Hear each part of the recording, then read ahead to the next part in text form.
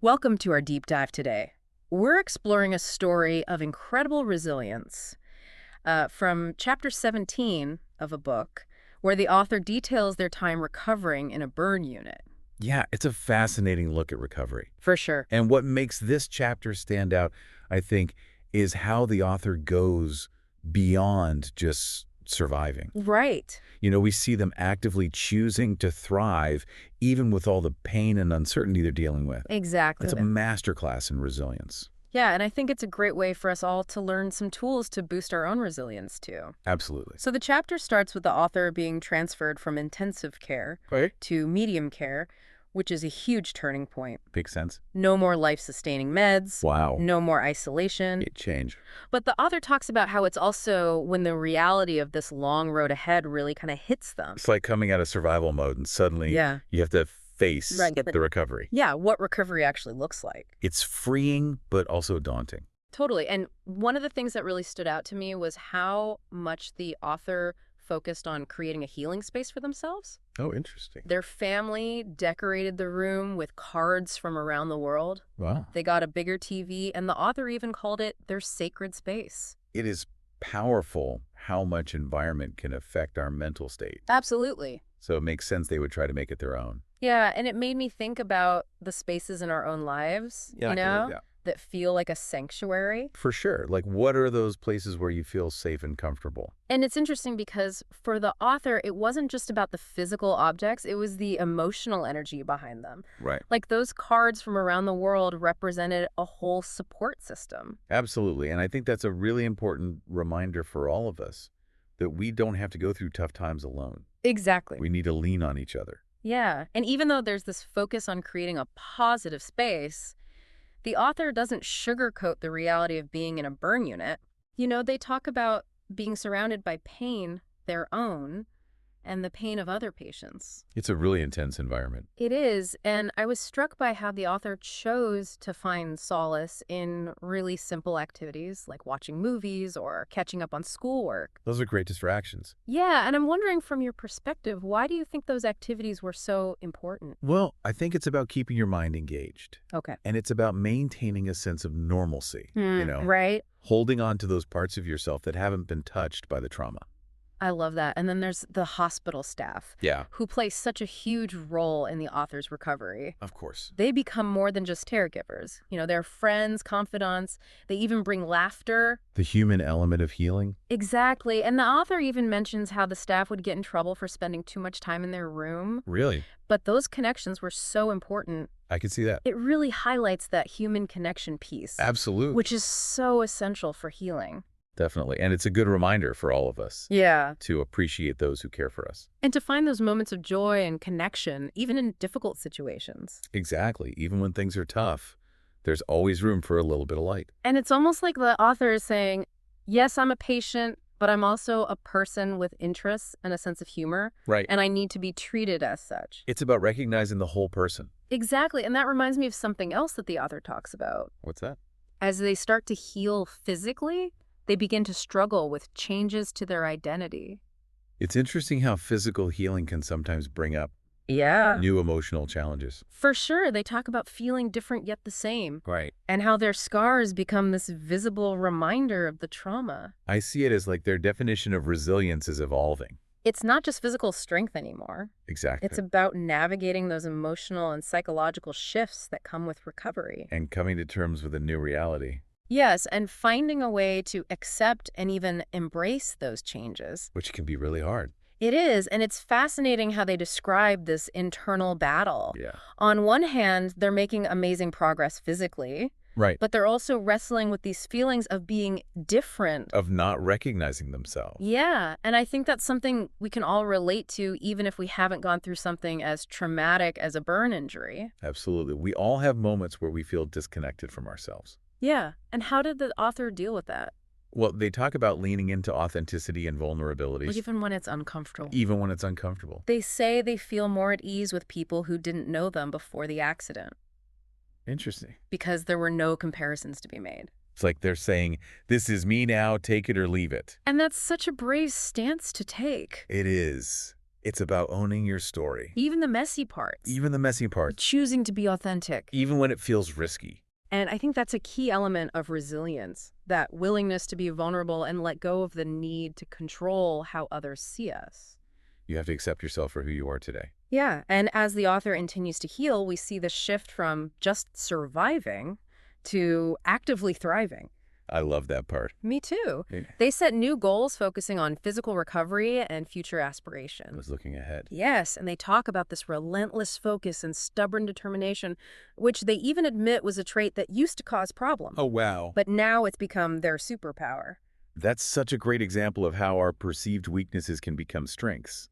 depending on the context. Exactly, and it's another key element of resilience, the ability to adapt, to find new ways to use our strengths and even our weaknesses. It's like they've tapped into this new level of determination, a drive that comes from wanting to not just get back to their old life, but create a new one that's even better. And that's what thriving is all about. It's inspiring, and I'm really curious to hear about how they approach some of the most challenging parts of their recovery. Like the daily bath routine. Yeah, that was a really powerful section. The author describes the bath as this incredibly vulnerable experience. Feeling exposed, stripped of dignity, even experiencing moments of shame and embarrassment. Wow, and they're so honest about those feelings. They are, and it reminds us that even as we're healing, there will be setbacks, moments of vulnerability and discomfort. For sure, but even in the midst of those emotions, they take a small step towards reclaiming their autonomy How so? by requesting underwear. That's so interesting. It seems small, It does. but it represents this huge shift in their mindset. It's about taking back control, even if it's just over something small. And I love how they describe this change in their perspective on the nurses, too. Yeah, they move beyond that vulnerability of the bath. And start to see the compassion, the dedication, the humanity of the people caring for them. It's amazing how our perspective can shift like that. It is, and it's like the author is saying we're all in this together, even if our experiences are different. That sense of connection and shared humanity can be so powerful. It can be a real source of strength. Absolutely. And it's amazing how they're starting to see that bigger picture, even in these moments of vulnerability. I agree. They're recognizing the humanity of the nurses, finding those moments of joy and connection, Yeah. and taking back some control. But the chapter doesn't shy away from the mental and emotional challenges. Right. Like, it would be unrealistic to think that someone could go through something like this and not That's right. experience those things. Exactly. And, Yeah. and the author's really honest about the potential for things like depression and anxiety. They are. But what I found so interesting was their belief in their own resilience. Like, they never doubted their ability to overcome these challenges. They even talk about praying for mental strength. It's like they're refusing to let the trauma define them. That's a powerful mindset. It is. And then there's this part where they actually face skepticism from the doctors. Oh, tell me about that. Well, the doctors think that they should be struggling more emotionally. Given everything they've been through. Exactly. And it really highlights how our expectations around trauma Right. can be so shaped by cultural narratives. It's like they're saying, well, you've been through this horrible thing, so you must be falling apart. Yeah, and it's almost as if the author is defying those expectations. Which they do. They undergo a psych evaluation and basically get told, you're doing great, keep doing what you're doing. I must have felt so validating. I bet. And it makes me think about how much we underestimate our own capacity to heal. We do. Yeah. We really do. Sometimes we buy into these narratives about what trauma should look like instead of trusting our own inner strength. And it's so important to remember that everyone processes trauma differently. Exactly. There's no right or wrong way to heal. And for the author, a big part of that healing involved connecting with their faith. That comes up a lot in the chapter, right? It does. We see them turning to prayer and their belief system. As a source of strength and comfort. Exactly. And it's a reminder that spirituality can be a powerful tool for building resilience. For sure, it can provide a sense of meaning and purpose. And connection to something larger than ourselves. Yeah, and even with this strong inner foundation, the author still acknowledges those moments of feeling lost and alone. Right. They talk about this disconnect between their inner and outer worlds. Like they're surrounded by love and support, but still feel isolated. It shows just how complex healing can be. It's not a linear process. Not at all. And the author's honesty about that makes the story so powerful. It does, because it's real. They're not pretending that everything's fine. And I think that resonates with people. Yeah, it's like they're saying, yes, I'm loved and supported, but I'm still trying to make sense of what happened. That honesty and vulnerability are so important. And in those moments of feeling lost and alone, they find comfort in the poem Footprints in the Sand. That's a beautiful image. It is, they ask their mother to bring them copies of it, Wow. and it becomes this tangible anchor for their faith. It's a reminder that they're not alone. Exactly, and that they're being carried through this difficult time. I love that. And it makes me think about how we all have those things in our lives. Right. Those anchors that ground us when we're struggling. Sometimes it's a poem or a song or even just a conversation with a friend. Whatever helps us feel connected. And as the chapter starts to wrap up, we see the author shifting their focus from just surviving to actively thriving. Yeah, they're setting new goals, Yeah. embracing their new reality, and moving forward with this positive outlook. It's like they've gone through this incredible transformation. They have. And what's so interesting to me is how they define thriving.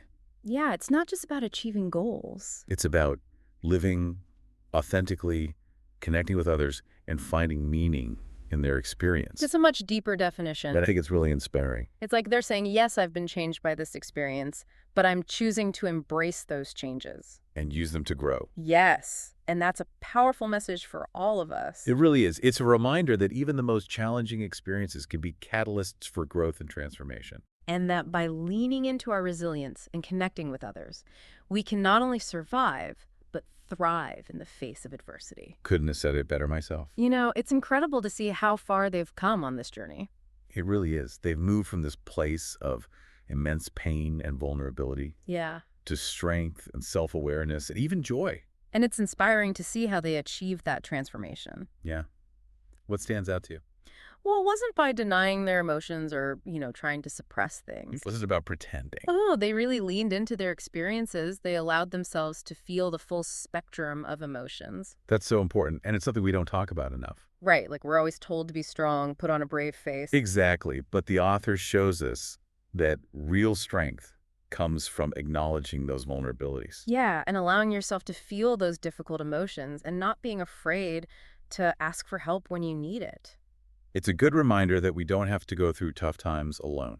And the author's willingness to be open about their struggles makes it so relatable, It does. They're not saying they're superhuman or anything. They're just showing that it's okay to not be okay. And it's okay to ask for help. And that even in those really dark times, there's always hope.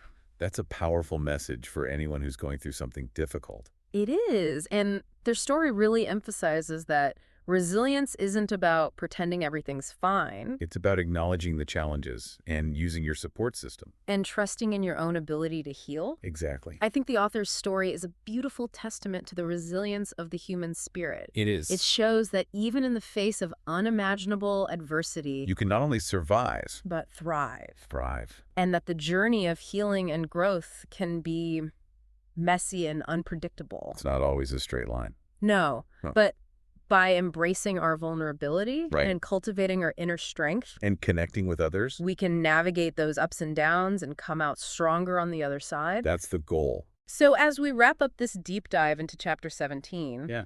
what are you taking away from this story? That's a good question. What resonated with you? What tools or insights might you be able to apply to your own life? I think for me, the biggest takeaway is the power of vulnerability and authenticity. Me too. And the importance of creating those sacred spaces for healing. It's been a really thought-provoking conversation It has, and we hope it's left you feeling inspired and empowered. and maybe a little more connected to your own inner strength. Thanks for joining us on this deep dive. We'll see you next time.